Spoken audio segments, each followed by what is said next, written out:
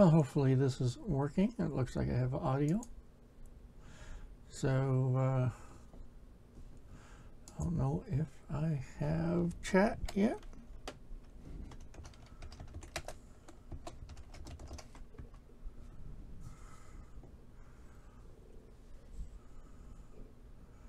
That popped up. I do not see it in the pop-up yet. And this is not the name of the stream.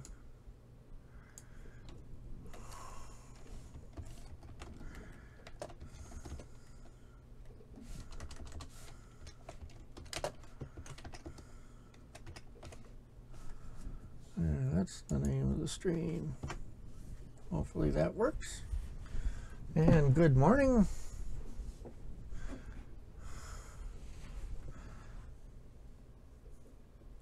Don't know how long this is going to last this morning because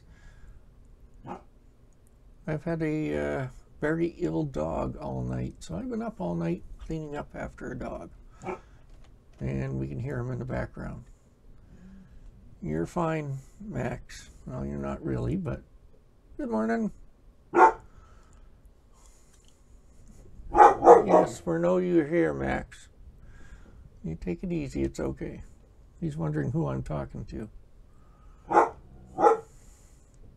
But, there we go.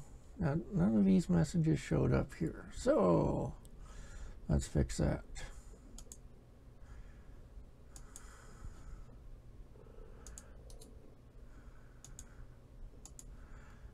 Back in. And whereas one of these, oh, that chat's showing up. Why is it not showing up there? There. Chat. Amazing that. And chat is there. Okay.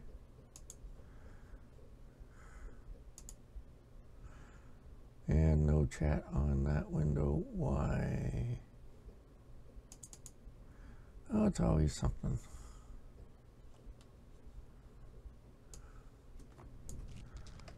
This is supposed to be the same.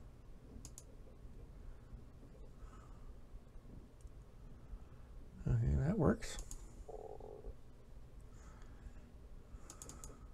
Oh, so I have it turned off. How about that?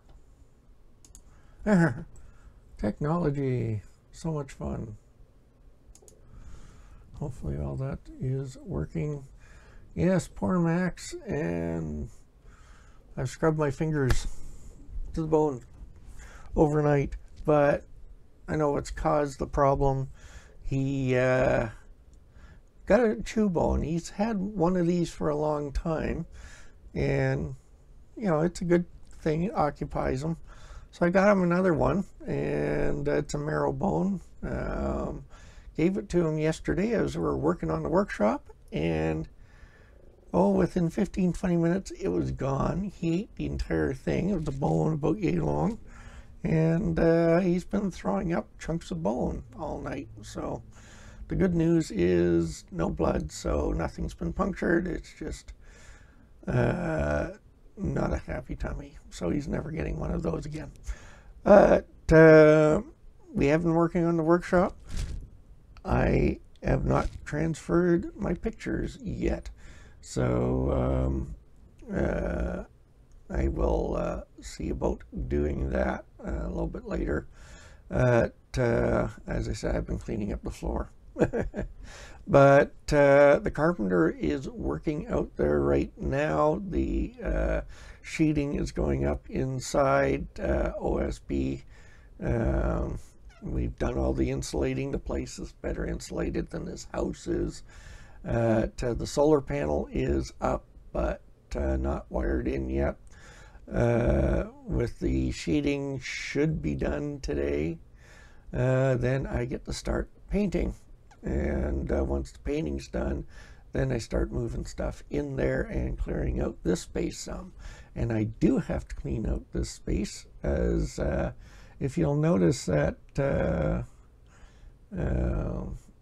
in the monitor, the tight screen up there, that desk is very messy.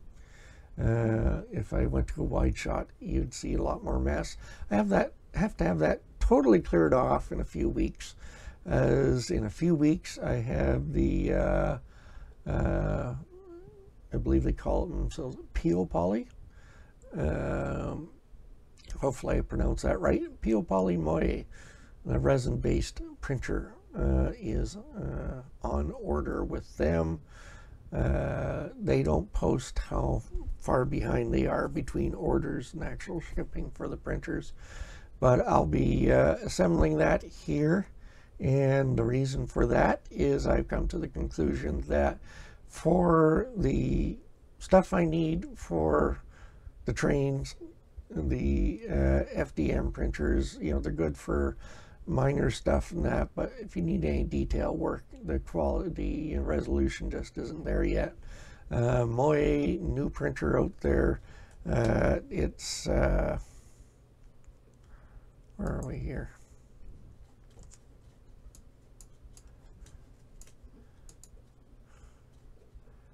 Hang this up here, and if I did that right, looks right to me.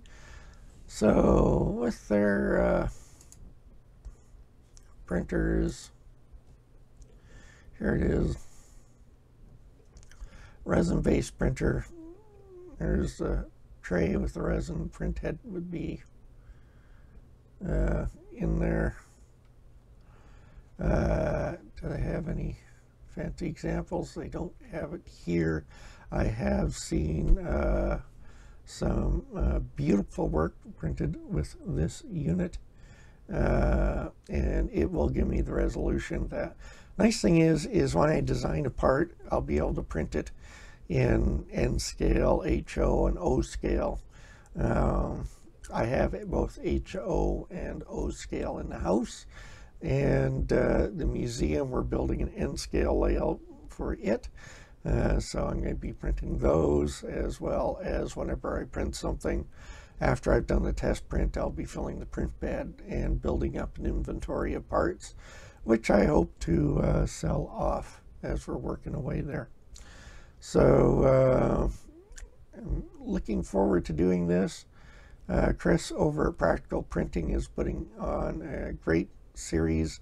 They're nice short videos, and it's as he's going through the assembly of this printer. So I'm keeping an eye on that. And there he is, he's barking again. Anyways, that is on its way. So I'm really excited about getting that. Now, the other thing that, well, I'm working on, here's chain link 3D model fences. Chain link fences 3D models. Unfortunately, I'm finding out that these ones, they are not useful for printing because they are texture based. If we pop over to Fusion 360, I downloaded this here, and so you can see that you just have your basic model for dealing with these. So you just have a surface that you can print the texture on. So this means that I'm going to have to go hunting, see if I can find one that is not texture based, and what I really need is an actual object that I can 3D print. And nope, I don't see him on here, Bob. he is building stuff for remote control, so I forget what scale that is. It's an odd number. It's like 127. I can't remember the exact scale. Anyways, he's looking for some fencing for a model he's building. Same problem, you just can't do it with an FDM printer. So I'm looking at printing some of these out for him, but it won't be this model. I'll have to go hunting on it. Nice thing about this one was if it worked, it's available. So we'll, you know, it's texture and mesh and that. So if one of these won't work, I'll have to just build one of my own, which is going to be a pain, but we'll make do. And if I have to do that, I'll find out exactly what design it is. And well, the key thing is I'm surprised to learn that chain link fences have been around for a very long time. So good example, well, my HO layout here is 1943, or 42, yeah, 1942. So chain link fences would be appropriate for industrial areas there. And the area over my head is a huge industrial area. So I can put the chain link fences to work for that. And then our layout at the museum, the main layout, is in the 50s. And so there's several areas there where those will be very appropriate. And once again, with an SLA printer, I'll be able to print out usable products for that.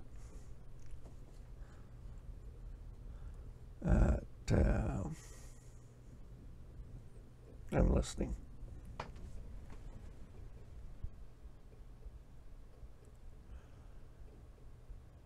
Hopefully that's just dry heaves.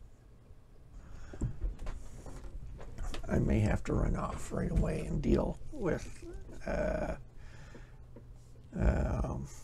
what he's dealing with. Now this is on Turbo Squid, and so it brings in another series. And yeah, if you want to pay the money, you can get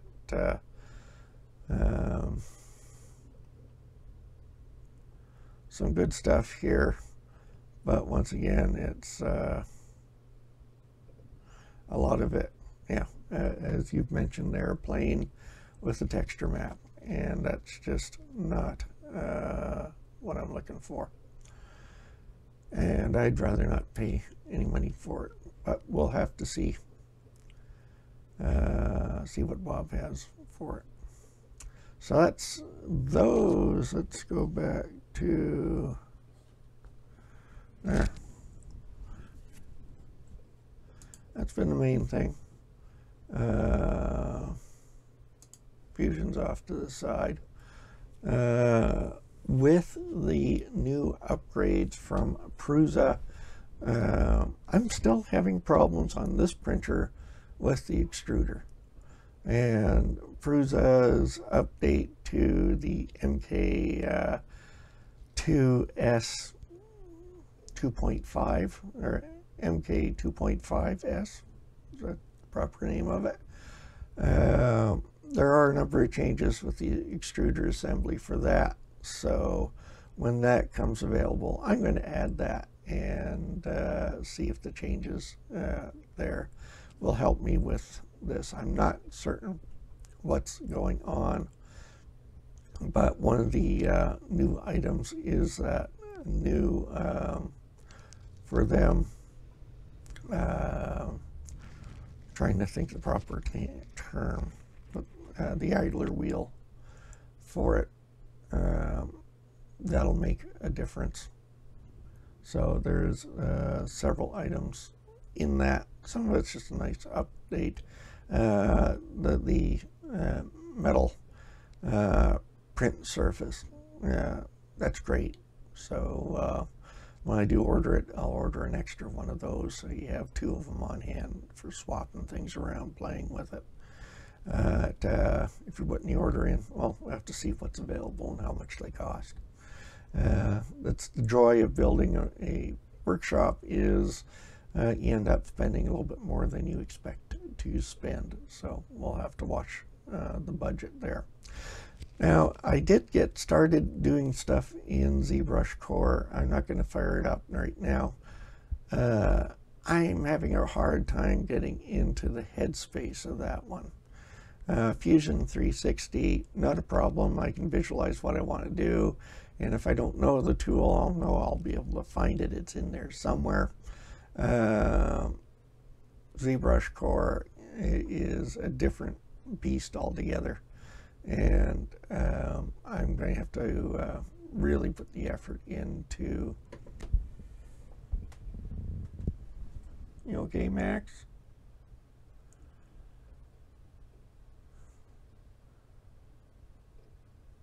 Yeah. You have to take him outside in a minute, I think. He's doing okay.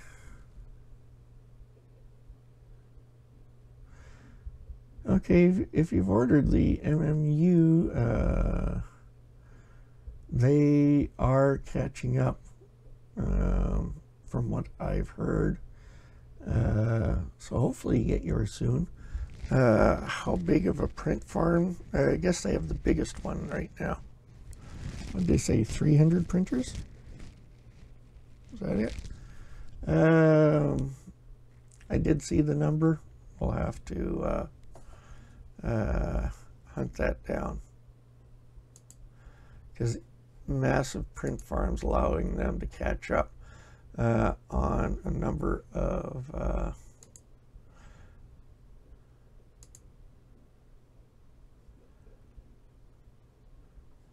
I'm just seeing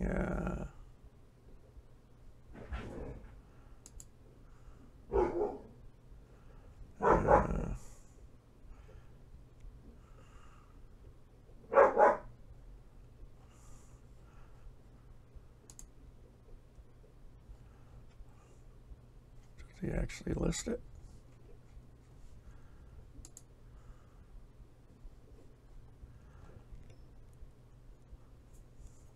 Multi-material.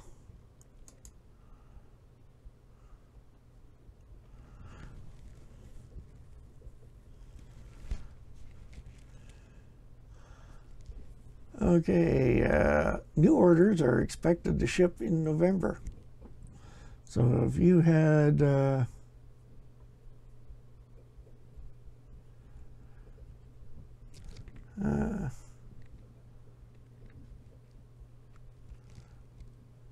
you've ordered it in May.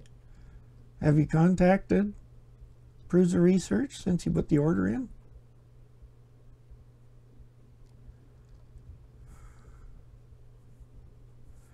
Oh, you also ordered an MK3. I wish I could do that. That'd be very nice. But yeah, I would contact Prusa and check on your order status, because looking at this, you should have it already.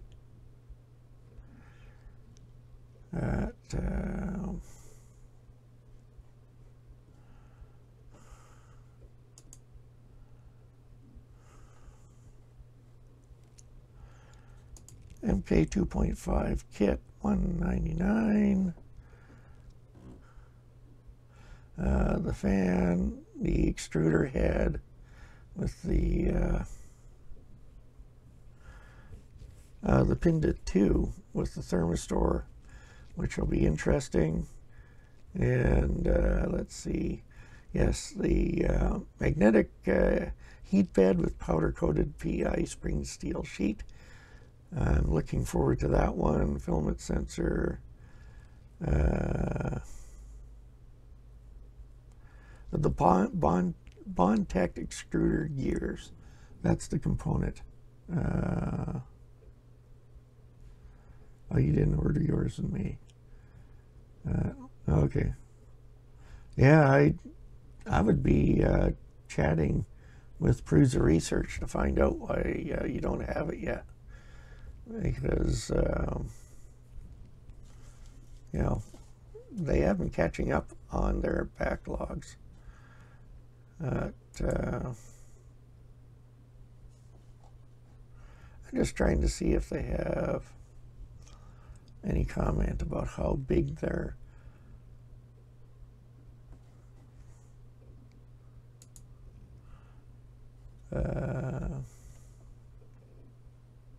printer farm is.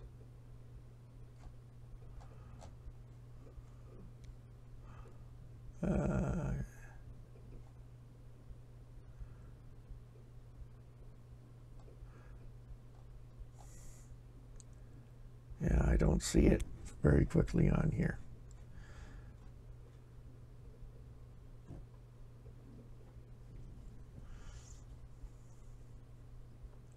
Another good question. I have not heard about what they're doing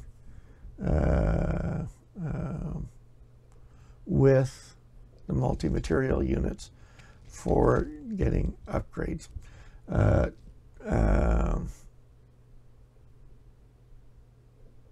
Or have I? In one of the interviews with Joseph Prusa, they talked about the gear setup for that. Once again, I think it'll be after everything else is released, if they do have something in the works.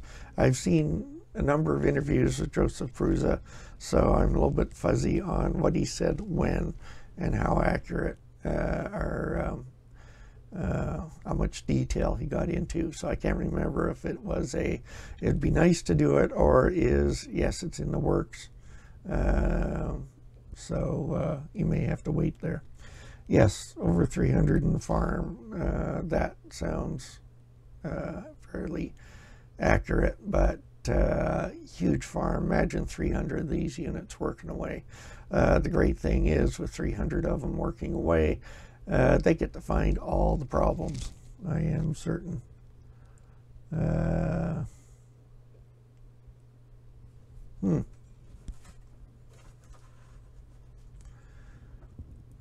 So the big channel, yeah, they ship those to the big channels, but I've been hearing chat from a number of people that they are receiving theirs, so they are in the shipping line, but they do say new orders will be starting to ship in November. So, oh well.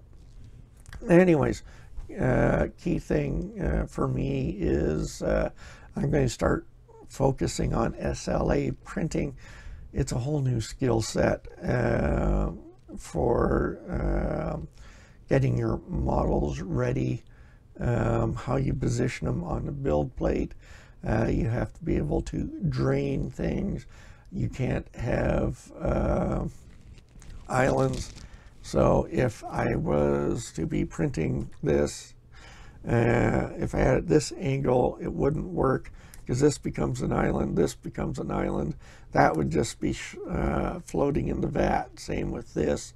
And so they would just fall off when you start to print those slices. So you either have to have supports going down to them, or find a different angle to print them at. On top of that, you have to have a hole within your object in order for the resin to drain out. It's actually recommended to have 2 holes. You know, the best of worlds is to have one at the top, one at the bottom, so air can go in and resin can go out without causing a vacuum in there. If you have one small hole, any resin inside will have a hard time getting out, because you are creating a vacuum on the inside. So that, and your infill you don't use. So you make a larger shell out of it. But the detailed items, you start printing at 50 microns. I've seen some stuff at 100 microns. The 50 would be considered to be standard with the Moy, and you can get, with the correct resin, you could get down to 10 microns. And that to get there, according to this, it's up to 15 micron layer height. For the getting below the 25 micron level, you have to go to a resin that is an exact match for this laser. So for most of us, I think the 50 micron will do well enough. Thank you very much. As I said, my goal is, for example, I need milk jugs for my layout. That is an ON30 layout, so O scale, 1/4 inch to the foot. The milk jug model I'm going to use to base it on comes from my family. My mom still has in her basement the milk can. And they were each painted and easy to find colors, and with the family's name printed on that. And the farmers in the area every day would be putting out their cans of milk, and then you have your name on it, so when the can's been emptied, you get it back. So you know, you get your milk run, is what we call it, and that's where all the milk was picked up. So one of the very first places I'm building on my own 30 layout is a milk stock, and so I'll be populating it with jugs. Now the thing is that would be appropriate for the museum layouts, both of them. So I'll be using them in O scale, HO scale, and N scale, and just filling the platter with that. And I'll do a few extra prints so I have them on hand, so I can start marketing those. And that will go for almost anything I model. I have the antique furniture that I do want to try the wood prints on it, but with the Moy, I know I'll get the exact detail I need, and material doesn't matter because they're getting painted anyway. That's the one drawback of the resin printer, is you don't get to play with the fancy things such as the wood that we have.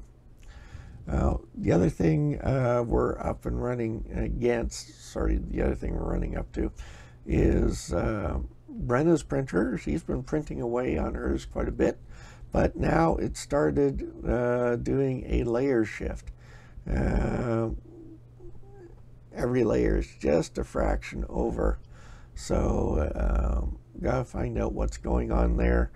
I had to do one print for my brother, quick design for a part that broke for him, and once I did the model, put it through on her printer, instead of a straight side, I had an edge side, so I went back and slowed the speeds right down. And once I, basically cut the speeds in half, on top of setting her printer to print in quiet mode, I had nice straight sides. So it's the jerk that was pulling it off to the side, because with the change in speed, it became much more accurate. Now, the reason why that's losing that, or the jerk, is causing that problem now, why it's crept in. We have to go hunt that error down. And do I have that print here?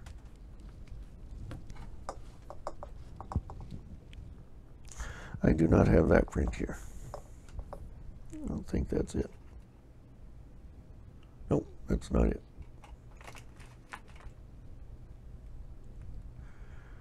I do not have that print here. No. Anyway, he was ecstatic with the part. He's never seen a 3D print before. So when I gave him nice clean edges on there,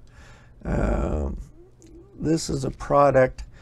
He deals with the service a guy that services this type of shredder. It's a paper shredder, and it's a lower end for this product line. Their average shredders start at over $2,000 each. This one's $500-600 each, and they don't have no parts available for it. So if something breaks on it, you throw it out. It's considered a toss away product. So these gears that broke on my brother, his conversation with the service guy is really it's an easy part to fix. He's just not there. So if we can print these out for him, they work for him, then we'll have a market for those. So yes, slowing down fixed layer shift. So the question is, why has this layer shift crept in? What is loose that could be causing the problem? And as I say that, I'm thinking I have to print that tower to find out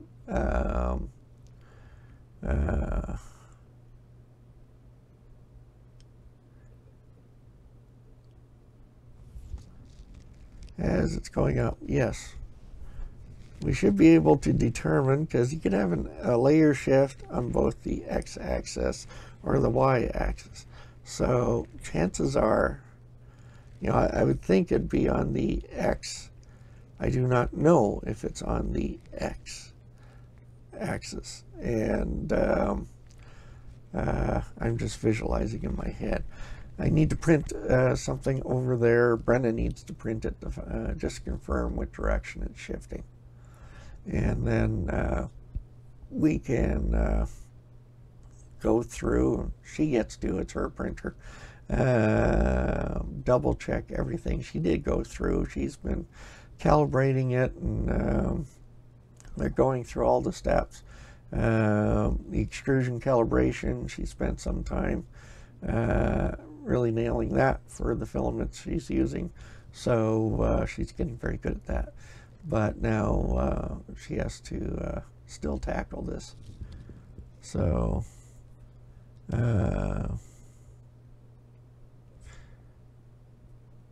yeah, that's what I'm thinking. And that's why I need to do the printout to find out which axis it's on and double check that. Now, I was thinking about the belt, how the belt's lifting. I never checked the drive gear to see if that could be it. So it is a problem we have to hunt down. I am going to take off here and let Max be outside for a little bit, and then I'm going to crash for a while, as I am going to need some sleep, since, as I said, I never got any last night. It's like being a parent again. There's nothing worse when you're a parent is hearing, normally it's mom, and followed very shortly by the bleh, and off you go.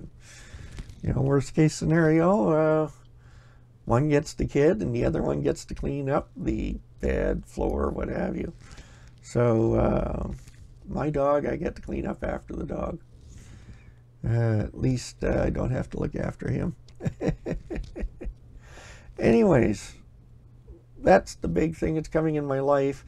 As I said, by the end of the week, I hope to be painting, if I have the strength, to paint the inside of my workshop. I've been having health issues for 2 months, so that's the main reason I haven't been streaming much. Last Friday night hangout, I took off early because I just couldn't be up anymore. Speaking of which, there should be another Friday night hangout this week. I have not heard where or who's going to be hosting this week, or what the topic's going to be. Last time it was a shorter one, but as Glenn, you were expecting, we're trying to find out what you hope to see at the New York Maker Faire.